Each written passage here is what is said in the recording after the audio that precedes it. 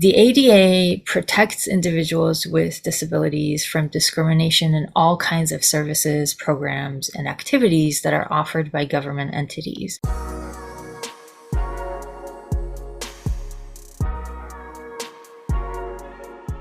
This is Anat, the director of the Disability Mobility Initiative, a non-driver organizing program of Disability Rights Washington. The Road is the Sidewalk is a podcast series we're producing in collaboration with Zack Hurtz, a blind podcaster from Kitsap County, Washington. In our advocacy work with non-drivers from communities throughout Washington state, we hear a lot about how inaccessible sidewalks, crossings, and transit stops prevent disabled non-drivers from accessing our communities. After the Americans with Disabilities Act passed more than 30 years ago, the cities and counties we live in should have developed plans about how they were going to address these barriers in our public right-of-way. However, not only do many of these barriers remain, lots of communities haven't created inventories of barriers or timelines for when they plan to fix them. Kitsap County, where we're focusing our series, is one jurisdiction with no such plan. In this series, you'll hear interviews with disabled community members about how this lack of access impacts their lives, as well as interviews with researchers who are working on sidewalk accessibility.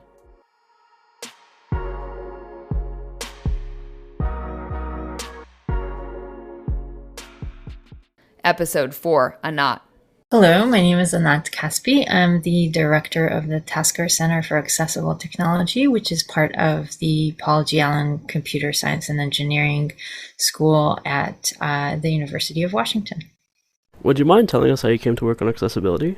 So I actually had 12 years experience in the laboratory and medical instrumentation business. And for many years as an engineer, I grew to understand that we're not designing for all potential users. And so more and more I grew into a sort of middle management role and tried to look at potential discriminatory practices that we have when we're designing and engineering both laboratory equipment, essentially who are we assuming is going to be using these instruments, as well as medical instrumentation. A number of things happened to me in my personal life, as well as having a daughter who has a disability.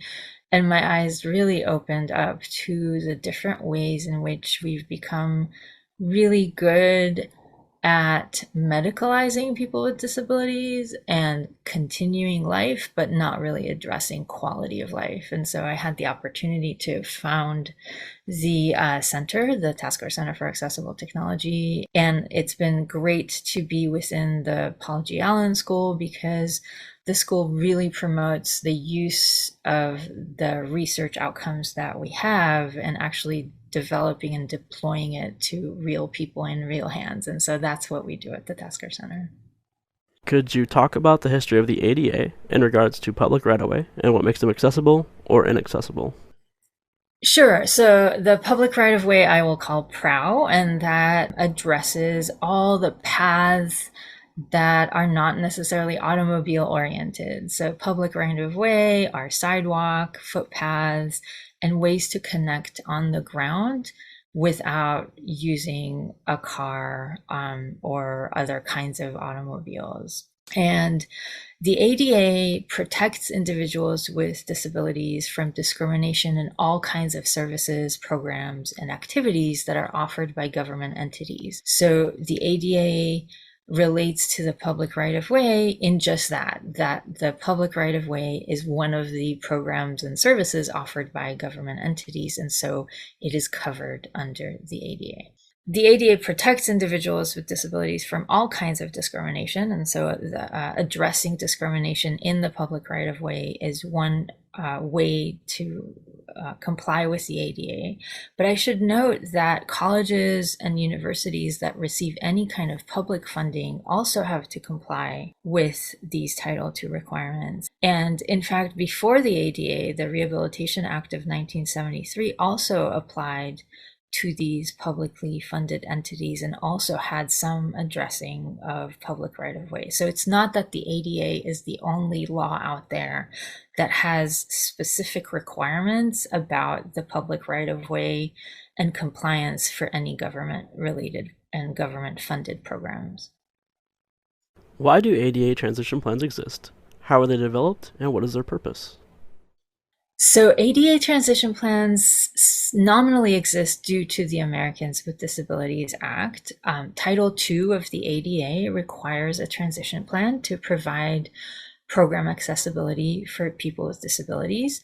And we already said that program accessibility encompasses any discrimination in services, programs, and other activities that are provided by government-funded entities. So what is it that a transition plan requires? It looks at state and local government entities, as well as some of these colleges and universities that are government-funded, and requires them to provide program accessibility for people with disabilities. So entities have to first identify how their policies or physical conditions might be discriminatory, meaning how are the current conditions preventing access to programs and services. Then they need to develop a transition plan to continue that assessment, be able to do these self-evaluations, and then also offer additional elements to make a feasible plan for correcting those barriers.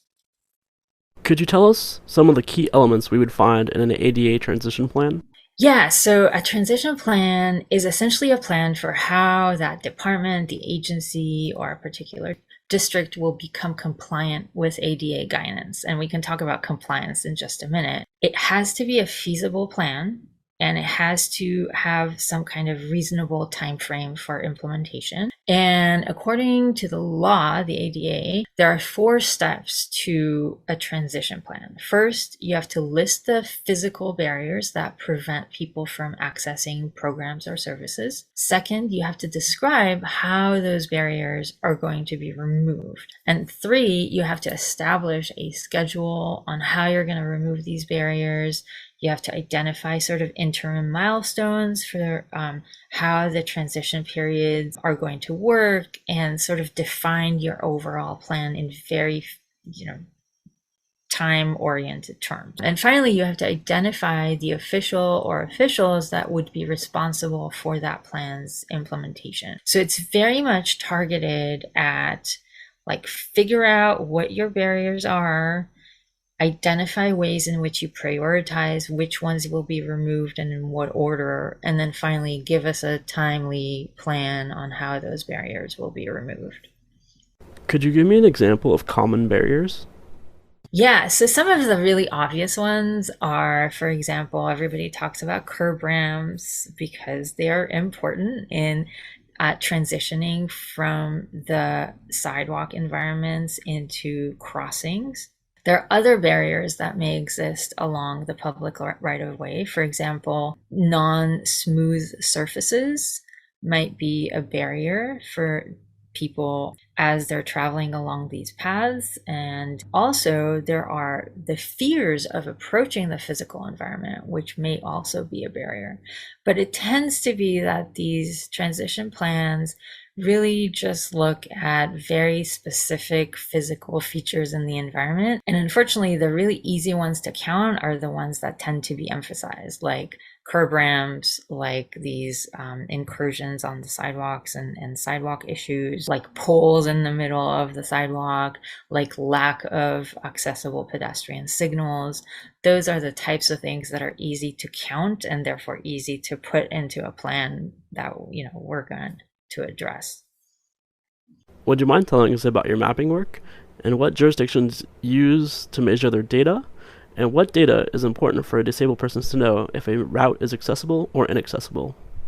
So before I start talking about my own mapping work, let's actually start by talking about transportation and transit. One way to look at our urban and rural communities and how we design spaces, which we call the built environment, these are the physical spaces designed and built by people. And they can range in the scale of what you're talking about when you're talking about the built environment. It could be the whole city, it could be neighborhoods, it could be buildings, homes, streets, and so on. So we can look at all these things we build to service different communities as the way we use space in a manner that has an impact on quality of life, on public health, and on overall life outcomes. So if we're talking about real accessibility in terms of not just like, oh, did I make it from the sidewalk to this crossing?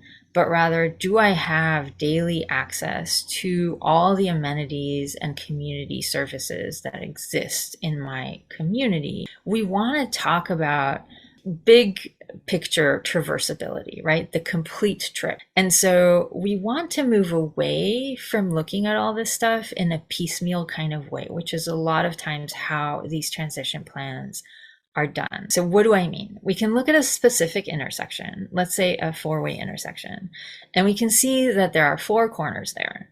And assuming all the crossings are allowable, then there are 8 opportunities for curb ramps. So we can look at each one piecewise and we can say, okay, out of 8 opportunities for curb ramps, 4 or 50% are missing. Okay, so if you didn't tell me which of the 4 are missing, I don't actually know about the big picture traversability of that intersection for a person who needs a curb ramp.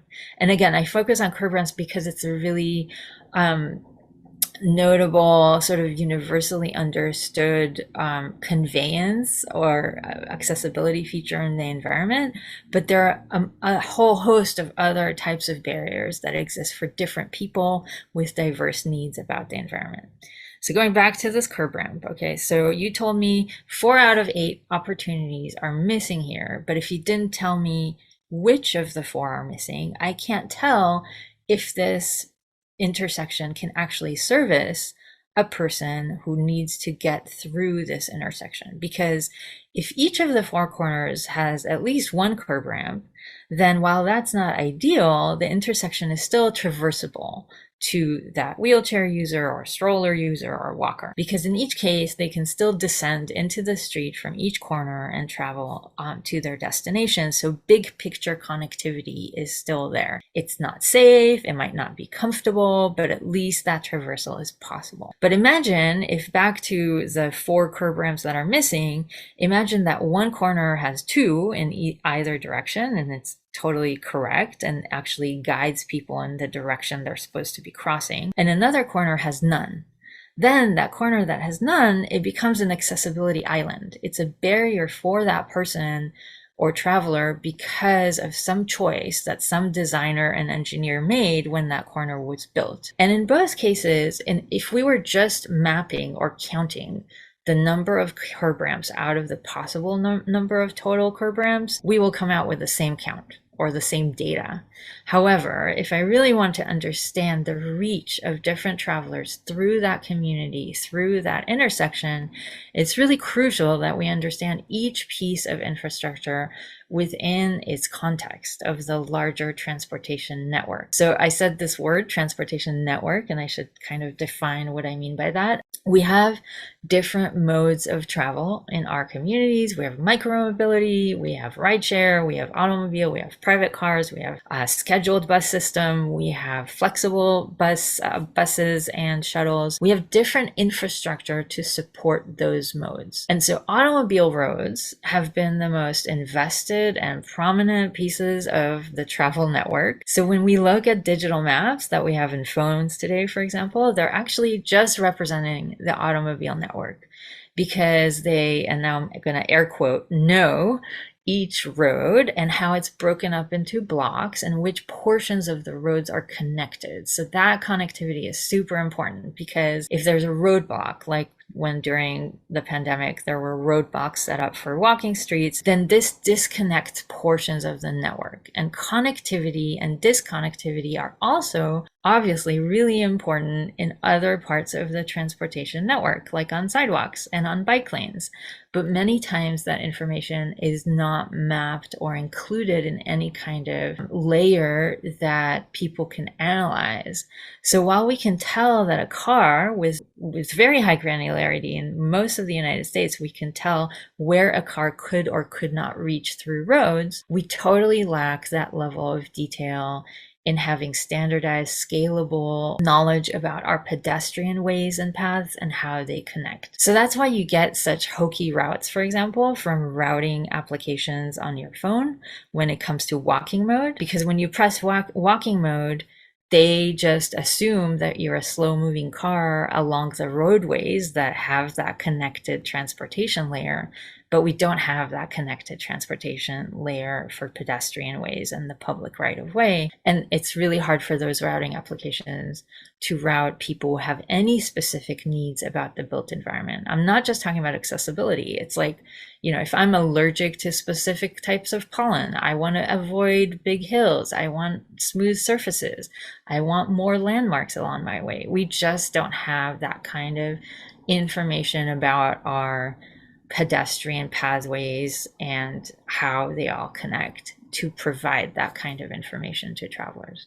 Back to your question, my team at the Tasker Center for Accessible Technology and our collaborators at UW-TRAC are really focused on increasing equity in transportation and mobility data by creating data and specifically standardized, consistent data about all parts of the transportation network. And we focus on sidewalks and how they connect to other sidewalks and how they connect to crossings. And also we include transit stations and the network of paths within stations to get to a platform, for example, or to get to a ticket reader. All these are parts of the network that are currently not at all represented in digital maps, or at least not in scalable, standardized manners. So this means that apps on your phone or your Garmin can't grab that data and then represent it to different travelers or customize the information for different travelers based on what their needs are. So to put it plainly,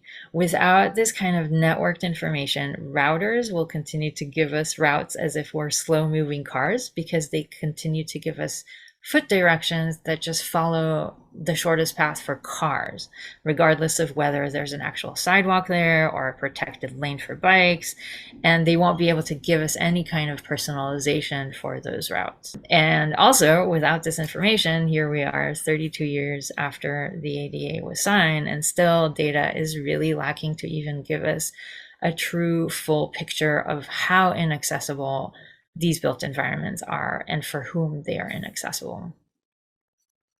Why don't some jurisdictions have ADA transition plans? And the ones that do, we notice a huge difference in quality and the ability to understand them.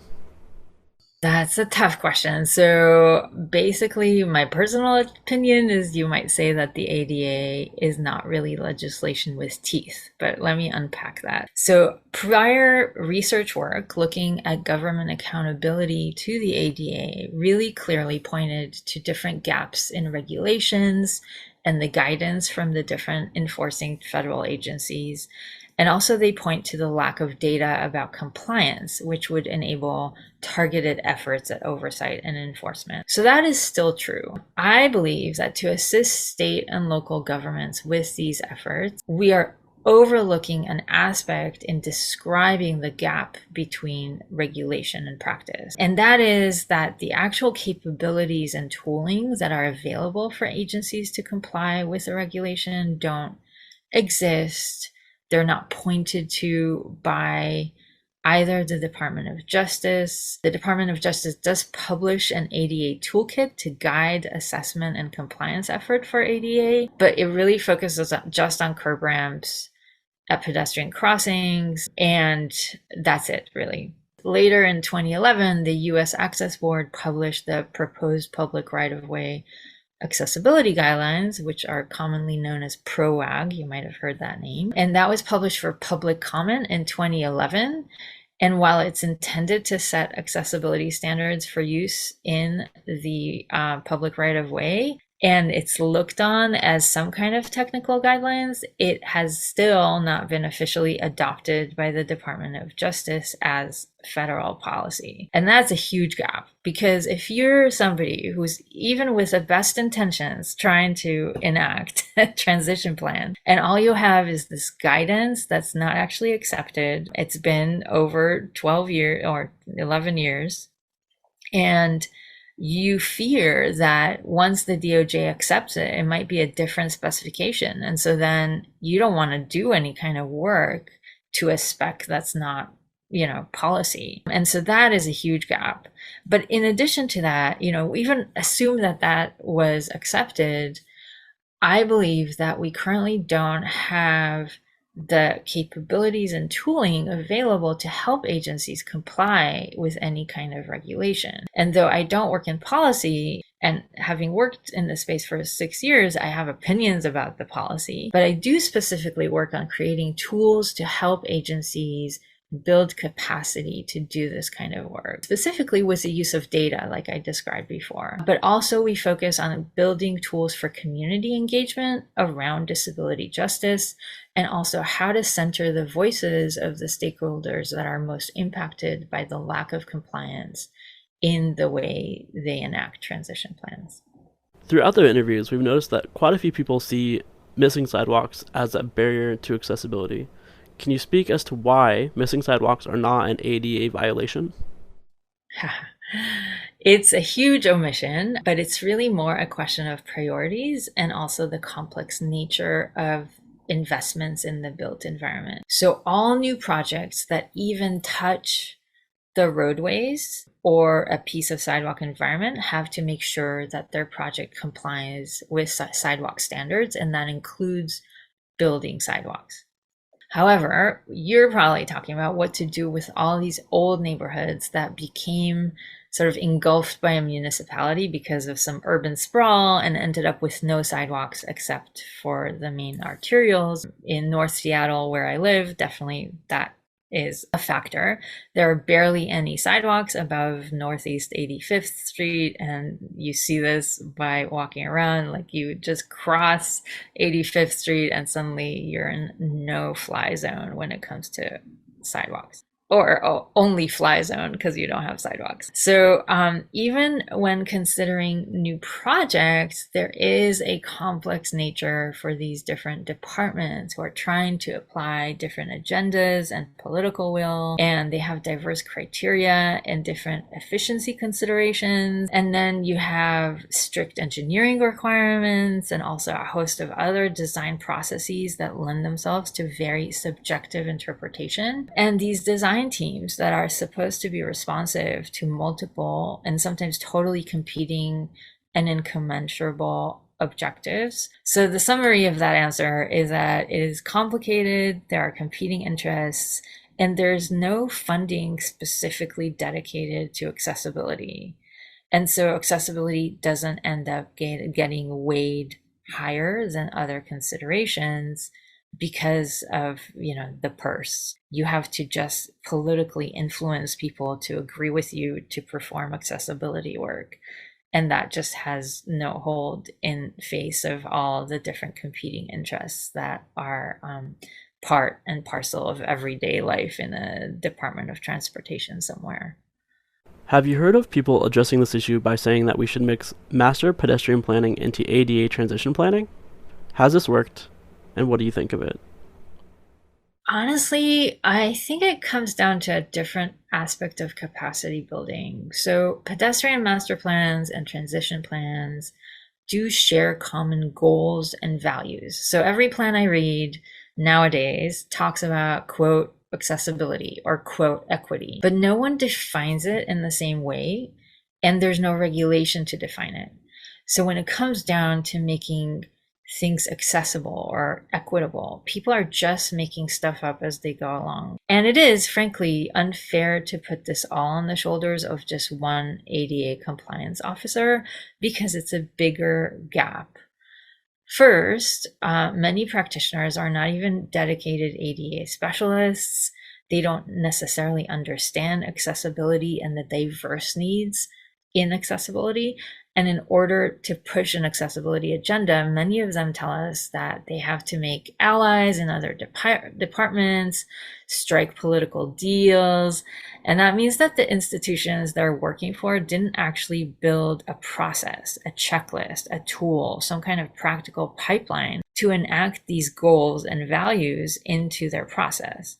So that's a lack of capacity. Second, many practitioners don't have access to their own accessibility or equity funding. So they don't have any influence that they would need in order to sway decisions about accessibility. Third, I think it's not, as I said, it's not always clear what is accessible because accessibility encompasses so many diverse stakeholder needs. So there's a lack in the guidance, like we talked about before, and many practitioners are worried about using the PROAG as the technical spec because it's just a guidance and wasn't accepted by the DOJ. So what if tomorrow the Department of Justice will approve a different set of specifications? And it's not like software where you can just fix the website or tear it down and rebuild it with new specs. Like it takes a lot of work to tear down the built environment and rebuild.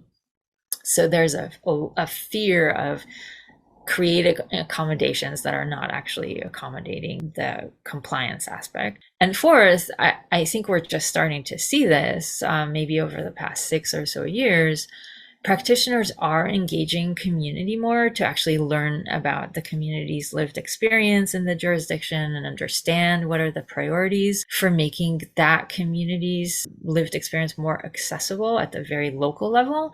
But doing these engagements is not really something that these types of professionals are used to doing. They don't really know how to run accessible meetings. And then you tend to get the same 5 people voicing the same 5 concerns over and over, and everybody else is maybe disenfranchised from the process just because there's this there's a mismatch between what skills these ADA compliance officers bring and what they actually need in order to engage the community and fully understand the local accessibility concerns. And lastly, and this is where I think researchers can help, they don't have good geographical visualization and analysis tools to assess where inaccessibilities are and how to prioritize one project over another. Because as we said before, you can bean count all the missing curb ramps, but then if I'm the officer and I need to make the decision about which one to prioritize first, because this year I can only spend, I only have enough money for 13 curb ramp installations, how do I choose out of the hundreds of thousands of missing curb ramps? As we discussed, not all missing curb ramps present the same barrier or bottleneck in the context of the complete travel network. And again, I'm focusing on curb ramps because it's a well understood quantity, but this goes for all barriers in the built environment. So the lack of these tools to make the prioritization is really important. And finally, to predict or even assess what kind of impact certain investments might have had. People are making, they invest in those 13 curb ramps, but there's no way, because the data is missing, in counting what kind of difference this made in the real lives and quality of life of people in that environment, and how did it increase access for people. So not having that measurability of the impact means that they can't go back later and say, hey, look, this was a really successful way of doing this. Give me more money to do more of this. So this is true both in terms of opening up new routes for people, or being able to measure how many people would be able to gain utility from certain projects, or even how many people versus people with disabilities might be able to benefit from different types of projects. I think all of these go into the components of what needs to be done to address these gaps between what the ADA transition plans are intended to do and the kinds of actions on the ground that we see. It seems as if there's a lot of question around who is responsible for reviewing ADA transition plans and ensuring communities are working towards accessibility. Can you speak to this? And is it slowing progress?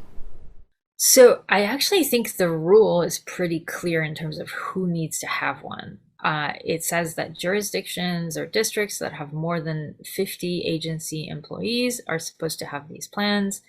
And clearly it applies to government-funded districts or programs. But if the Department of Justice doesn't have a clear guidance on what the actual technical goals and specs or the impacts for compliance might be, so agencies just tend to punt on this requirement. And that's why you see so many jurisdictions suddenly wake up to this requirement when a legal action by the community takes place. A little more background is that in addition to the requirements of Title II, the ADA also authorizes private citizens or their representatives to file complaints or lawsuits in cases of discrimination in the public right-of-way. And so, in fact, citizens aren't even required to try a resolution through complaint before they file a lawsuit. So anybody can go and file a lawsuit against the jurisdiction or the agency in saying that there are barriers that are unaddressed in the public right-of-way. So therefore, many jurisdictions only kick into action after complaints or lawsuits are filed because those have real serious monetary ramification. Of course, this is a very unfortunate way by which we legislated the ADA because it contributes to bad optics for disability advocacy, and it also contributes to greater distrust between municipalities and travelers that have already been marginalized from the travel network, and it only creates even more distrust among that population. So overall, I think it's not so much about the ambiguity. The ambiguity is in how it should be enacted. And so people are unsure on how to do it and they just let it linger. And then they only kick into action when some legal action is taking place against them. When a lawsuit is filed, is it for personal payout or to fix the problem? So more and more we see large out-of-court settlements that are trying to address both concerns, but with a heavy focus on correction and improvement for the future. So a really notable case is the $4 billion settlement in the city of Los Angeles, where some personal payouts were for the class action participants in that lawsuit, but really a whole lot of that is now going into funding focused programs on improving the public right-of-ways and their accessibility. Why don't communities invest more on making their public right-of-ways accessible? It comes down to money, power, and priorities, right? So the reality is that building physical things is really expensive, and sometimes there are competing interests that are sometimes totally irreconcilable. And so it's whoever's got the political will and the power of the purse that tends to win, and that's an unfortunate reality. How can we make our communities more accessible? What needs to change? And who do we need to call into action? There are so many components to this. So the policy needs clarification, we talked about that, and specific accessibility funding as well. But we also need clear means of enforcement. That practitioners need more interaction with the community. They need to learn about disability justice and be motivated to be allies to the disability community as opposed to having distrust and oppositional force. And they need tools to make them successful at making changes that will really make an impact, as opposed to just raising the portion of opportunities that have specific features. And finally, institutions really need to beef up their processes and consider accessibility early and often throughout the planning process. Because usually by the time somebody like an orientation and mobility specialist is brought in, or, I've been called in to assess certain projects before, when we get brought in for consultation, the plans are already in stage B. There's no funding or room to make any further modification. So it doesn't matter how odious the plan might be in terms of accessibility. You look at this thing and it's just like the ship has sailed in terms of their planning process. And it's really because these agencies didn't counter accessibility early enough and also bring people in to engage in the process, not just occasionally, but throughout the entire process. It's kind of the difference, like when we think about research, when researchers used to create some kind of outcome or product and then throw it over the fence for usability testing, versus enacting participatory design practices, which engage people throughout all stages of the design and engineering of whatever it is that they're doing in order to ensure the continuous usability and accessibility of those products.